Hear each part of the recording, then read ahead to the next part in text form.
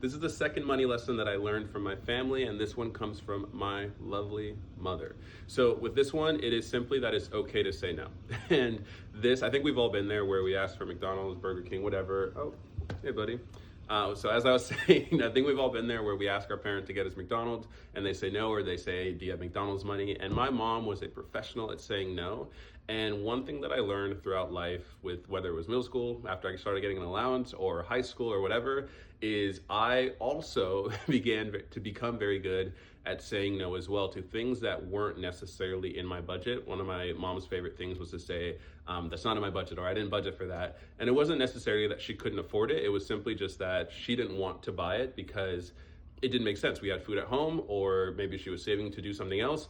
And I quickly learned that, yeah, that's okay. It's okay to say no. I think that it can be difficult due to fear of disappointing other individuals when we get invited out, or if there's a trip and you want to go on the trip naturally, and so you don't want to say no. But I do think that if you have strict goals and you understand that in order to accomplish those goals, you have to do certain things, whether it's saving $500 a month, or you have to set aside a certain amount to investments, or pay off a certain amount of your credit card every single month, knowing that those are your goals and that you have to do those things to accomplish your goals helps you say no, because you know that every step you take away on another path is taking you further and further away from those goals. And so being able to say no isn't a bad thing. I think that if you say no all the time, now maybe that's not healthy, but being able to say no when you know that it's not going to suit you in the long term, I think is a strength that we would all be better served to have. I think that my friends can speak to this. I think that my family can speak to this, that I can be boring at times because I can be a hermit in the house, just saying no to everything, which I've started to do less of.